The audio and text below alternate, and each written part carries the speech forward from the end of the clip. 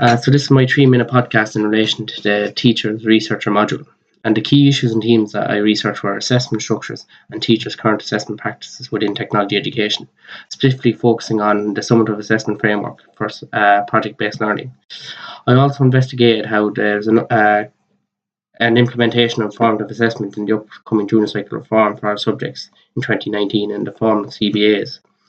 I also looked at the ethical considerations that need to be taken into consideration for the participants, which was the protection from harm, the voluntary and informed participation, and the right to privacy. And I also looked at how there needs to be a credibility and a trustworthiness and an honesty to my findings and how I report them.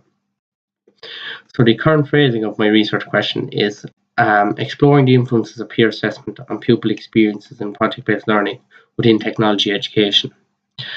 So phrasing the question then in this way allowed me to conduct a literature review by having an overarching theme and breaking it down into different sections, and then having showing gap in knowledge area.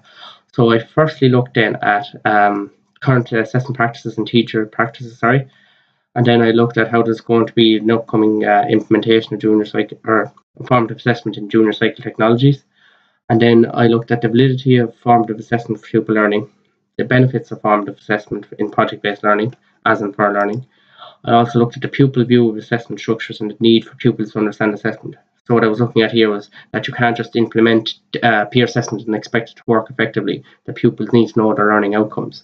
And then these 4 themes then led into study focus, which allowed me to show that there was a gap in the knowledge area and phrase my research question that would underpin the research study. If you want to pause the video, you can look back and see that I got all my information to underpin my literature review from the ORIC database and also from Google Scholar. So then looking at the research methods, I said that would be of a qualitative nature and aligns with the pragmatic paradigm. The research study would also be longitudinal in nature, as it would follow just one junior cycle class throughout the duration of the project-based assignment. So I said that the peer assessment structures would be implemented, and pupils, and it would be ensured that pupils understand the learning outcomes. And then the main data or collection method would be focus groups. So there would be a focus group in the middle of the project-based assignment and at the end. And then this would be compared using constant comparison analysis in the in vivo software. And then this would create emerging teams from both focus groups and show an alignment or a disalignment between the two. And then these teams could be reported reported and used participants' responses to underpin these teams and where they came from. So in relation to the implications for practice, I said that this research could prove to show benefits for pupil engagement and motivation when completing project-based tasks, and also build a pupil's capacity to critically reflect on their own practice by analysing their work against their peers. I said that the current body of knowledge in this area was quite low, and this research study may have the potential to engage other researchers in conducting more research in this area.